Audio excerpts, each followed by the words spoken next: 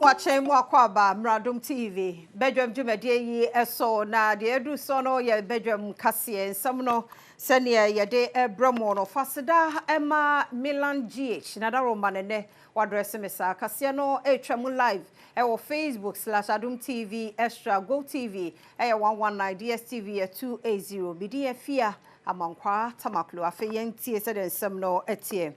Greater Accra Regional Ambulance Service and Penny4 wamudi ya power Ghana for bimo se wamu karika wani abosome nkwano emergency course wamu nyabe 5000 chese nya no kre ombesha da fra wamu keke se BBC wamu bedu na chese BBC eni ho eyade a eha wonu madwuma no pa Adom TV kase etwaso in a prank cost over 5000. It was a month per month. Ambulance service and dispatch center.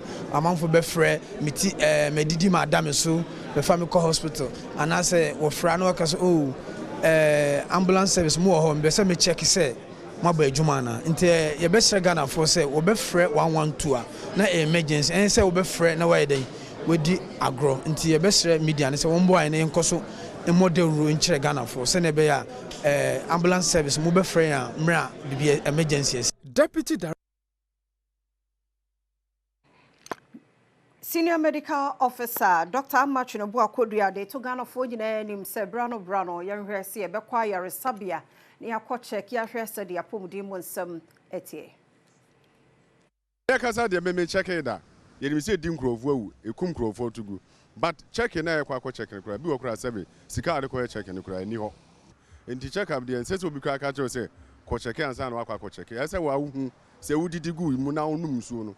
Sebi ifini adi na wo yam ti wo ho na check ni pedua mu a em say you good e de ma wan kasa me nim baby kra me kwa akoko check me kidney status no it is say ade a ye bie center bi say me nko check it and metumi akọ check o da bi o ade a ye friend kidney status but I don't even know so media dey me check media me nyam be check media but emre ni a Wentino Adom News in Central for Yene Medical Officer Bakwa Wabenepa Ewoga East Municipal Yaresabia atwetwe nkomo Dr. Ama Twenibo Akodua na wode atudwa se kidney yare no startia ente se malaria ne eni yare ne ada yare wa obeka se startia ya ne wahu kidney yare na nsa na ebe pia obi o se o menase atata na kidney 90% and a huge percent of the kidney no asay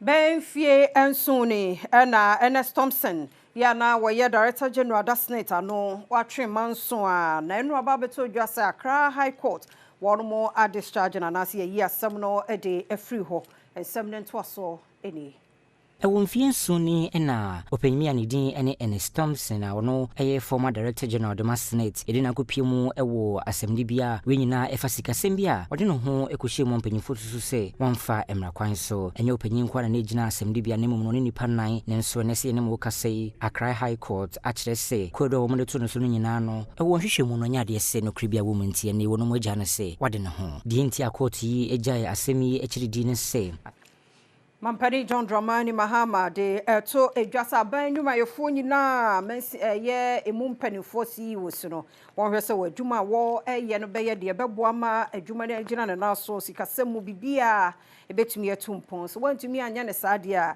ye yi ufiri ho ana ye keka ebo afoforo mu na tumi aboa ama yakra sika Procurement fraud and financial mismanagement will be prosecuted strictly. And boards that rubber stamp poor decisions will be replaced. The practice also of, in a few cases, using entity resources and funds to indemnify board members from accountability must cease immediately. SOEs must deliver strategic value, particularly in energy, transport, manufacturing, agriculture, and finance, to support Ghana's industrialization and the 24-hour economy initiative. Maminyira no so na kase ne yemfansi ha yeda semre ne adaje wadaro ma yede do bonkrata no ne online de no to so ye kwaba